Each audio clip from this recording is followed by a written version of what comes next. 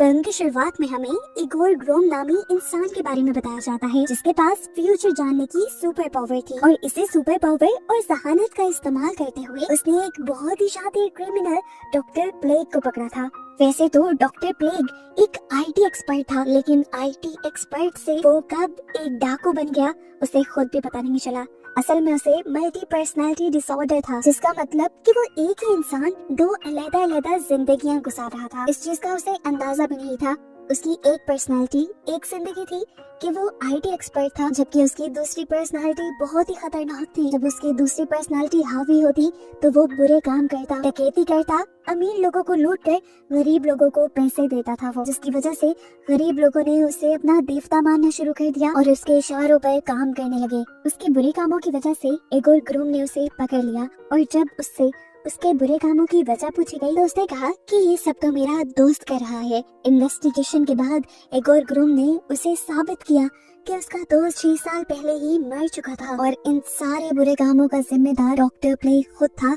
तो उससे ये सच्चाई सही नहीं गई। उसने आम लोगों को जो उसे हीरो मानते थे उन्हें साथ मिलाकर शहर में हंगामे शुरू कर दिए और खुद भी इन हंगामों में आगे रहा। इगोर ग्रोम ने अपनी जान पे खेलकर इस सारी सिचुएशन को भी संभाला और आखिर डॉक्टर प्लेग को पकड़कर वो मशहूर हो गया। और अब डॉक्टर प्लेग एक हाई सिक्योरिटी मेंटल हॉस्पिटल में है, जिसका आज भी इलाज चल रहा है। सीन है जैसे ही वो पैलेस की तरफ भागा, उससे पहले ही पीछे से ये बम ब्लास्ट हो गया। ये बम एक स्टैचू के पास ब्लास्ट हुआ था। बम के ब्लास्ट होते ही चारों तरफ अफरा तफरी मच गई, लोग घबरा गए और दोबारा इगोर को कॉल आई। उस आदमी ने कहा तुम गलत है, उस क्लो का मतलब पैलेस नहीं था, बल्कि उस क्लो का मतलब स्टैचू था। एक बम फट चुका है। इससे पहले कि और भी बम फटे और बहुत नुकसान हो जाए, उससे पहले ही तुम अपनी जॉब से रिजाइन कर दो और खबरदार जो हमारे बारे में किसी को बताया भी, अगर ऐसा किया तो पूरे शहर में और भी लोग मारे जाएंगे। यहाँ टीवी चैनल्स पे भी बम फटने की न्यूज बहुत ज्यादा हाईलाइट हो चुकी थी। लोग मान ली थी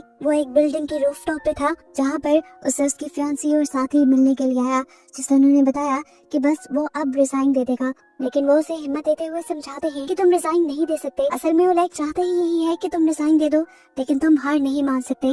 तुम्हें इस शहर को बचाना है, जिसके लिए हमारे पास एक प्लान है। उनके प्लान के मुताबिक इगोर सबसे पहले जाकर डॉक्टर प्लेग को आजाद करवाकर एक पोर्ट पर लेकर आता है, जहाँ पर पहले से ही उसकी फियांसी और उसका साथी इंतजार कर रहे थे। उनका प्लान था कि वो लोग ये सब कुछ डॉक्टर प्लेग के जरिए रुकवा लेंगे, लेकिन तभी पुलिस ने उनकी कार्स का पीछा किया और ये लोग पकड़े गए। लेकिन पता चला कि डॉक्टर प्लेग और इगोर तो इस कार के अंदर थे ही नहीं, बल्कि उनकी जगह इस कार में बहरूपी बैठे हुए थे, जबकि इगोर डॉक्टर प्लेग से अपना काम करवाने में मसरूफ था। दिखाया जाता है कि यहाँ पर इगोर डॉक्टर प्लेग को लेकर ओलेग के ऑफिस में आ गया था, जहाँ पर वो ओलेग से लड़ने लगा, जबकि इगोर ने डॉक्टर प्लेग के जरिए यहाँ सभी बम के टाइमर्स को रुकवा दिया। टाइमर्स के रुकते ही सभी लोगों की जान बच गई थी। मेट्रोस के दरवाजे भी खुल गए थे, जहाँ से सभी लोग जान बचाकर बाहर आ गए।